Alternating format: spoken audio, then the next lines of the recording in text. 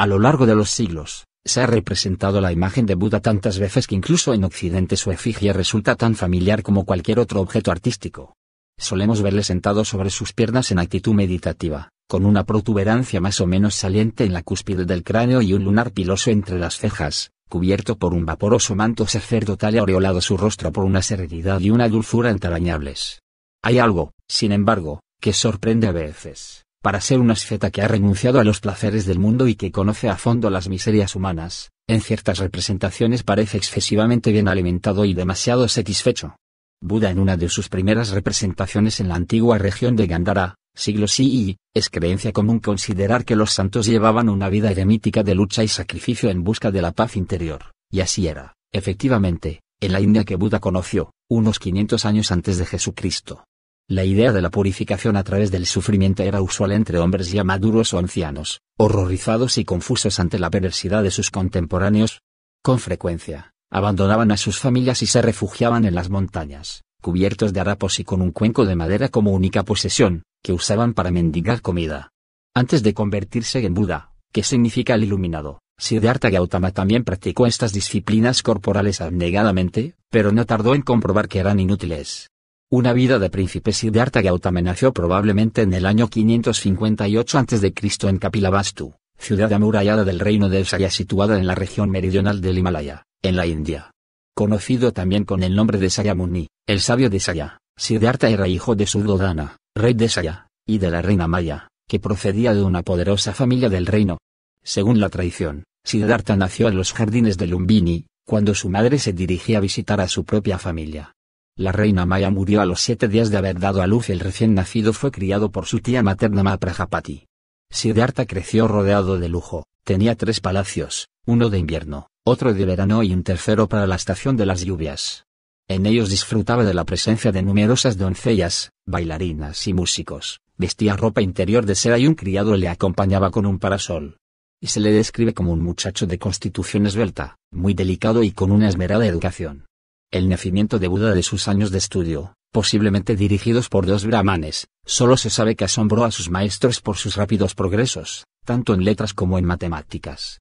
Mucho se ha hablado del carácter sensible de Buda, pero siendo hijo de un rey aspirante al trono, debió ser educado también en las artes marciales y en todas aquellas disciplinas necesarias para un monarca.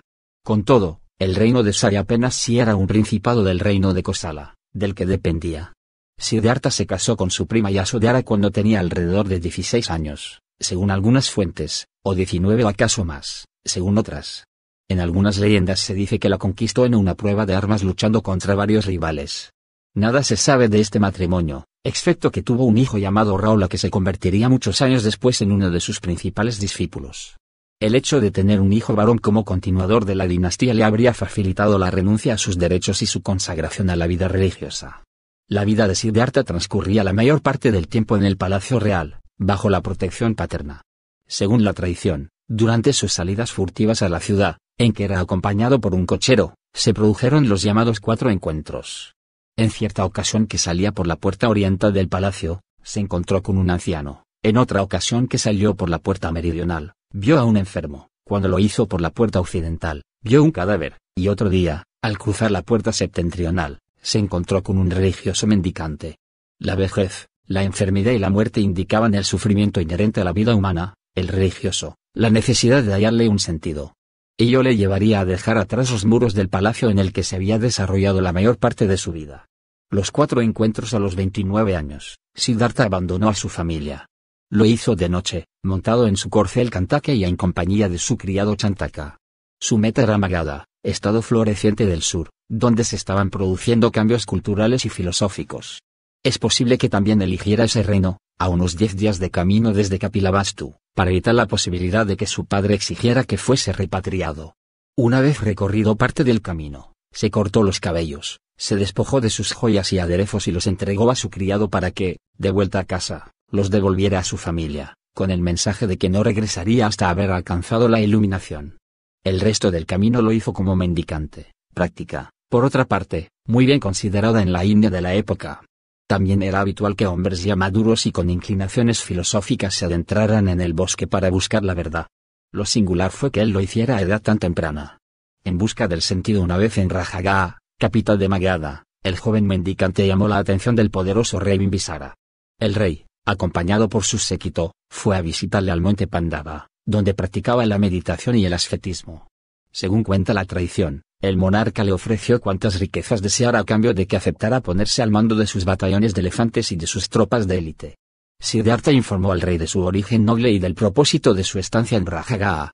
El rey Bimbisara no reiteró la propuesta, le rogó únicamente ser el primero de conocer la verdad alcanzada si llegaba a la iluminación.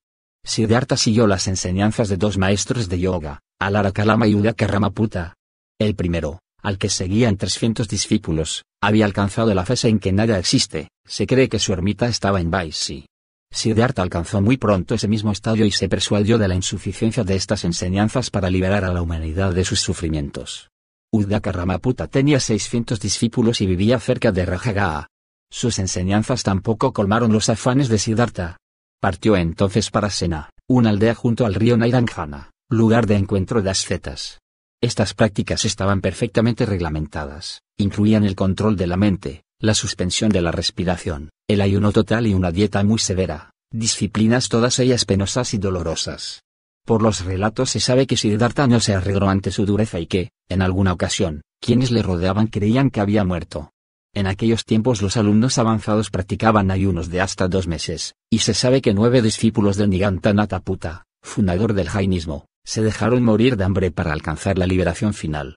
Tras años de austeridades y mortificaciones que no le procuraron la iluminación, Siddhartha resolvió abandonar el ascetismo, recibiendo, por el paso dado, las críticas de sus 5 compañeros. Para empezar, se bañó en el río Nairanjana para librarse de la suciedad que había acumulado en el curso del largo proceso seguido. Al parecer, se hallaba tan débil que apenas pudo salir del agua. Recobró las fuerzas gracias a la comida que le ofreció una muchacha llamada Sajata. Según diversas leyendas, esta joven era hija del jefe de la aldea de Sena. El alimento que le dio a la asceta era una sopa de arroz hervido en leche. Poco tiempo después, ya restablecido, Siddhartha alcanzaría la iluminación. La iluminación, según todos los indicios, esto habría ocurrido en la ciudad de Gaya, cerca de Sena. Más tarde se llamaría esta ciudad Bodh Gaya, y en ella se levantaría un templo en honor de Buda. Siddhartha pasaba largas horas de meditación a la sombra de una higuera sagrada que más tarde sería bautizada con el nombre de Bodhi o árbol de la iluminación. Según las leyendas, Gautama se sentó un día bajo la higuera y dijo, no me moveré de aquí hasta que sepa.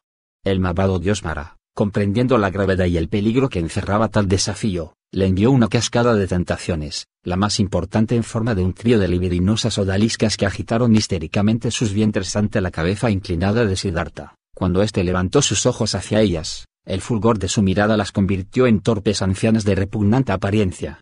Las tentaciones de Mara. Al caer la noche entró en trance, y la luz acudió en su auxilio, permitiéndole ver con radiante claridad toda la intrincada cadena de las causas y los efectos que regulan la vida, y el camino para alcanzar la salvación y la gloria. En la llamada primera vigilia de la noche le fue otorgado el conocimiento de sus existencias anteriores. En la segunda fue provisto del tercer ojo o visión divina. Al despuntar el alba penetró en el saber omnisciente y el entero sistema de los 10.000 mundos quedó iluminado. Despertó embriagado de saber. Siddhartha había comprendido que los sufrimientos humanos están íntimamente ligados a la naturaleza de la existencia, al hecho de nacer, y que para escapar a la rueda de las reencarnaciones era necesario superar la ignorancia y prescindir de pasiones y deseos. La caridad era una forma de desear la salvación de todos los hombres y la de uno mismo. En los primeros momentos tuvo sus dudas acerca de si debía predicar la verdad que había alcanzado. Su primer sermón tuvo lugar al cabo de un mes en Sarnath, cerca de Benares, donde residían sus 5 antiguos compañeros. Al parecer, estos le recibieron muy fríamente, y Siddhartha les reprendió por las maneras que tenían de dirigirse a un iluminado. Finalmente, los 5 formaron el núcleo inicial de una secta que, dada la sencillez del nuevo mensaje, creció con rapidez.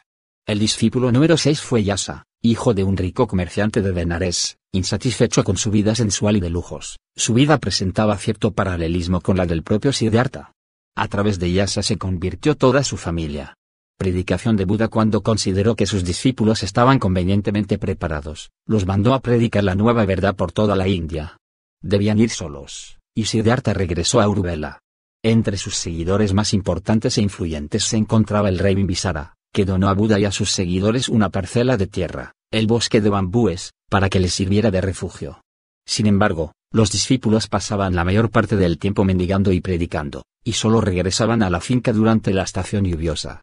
Buda continuó predicando durante 45 años.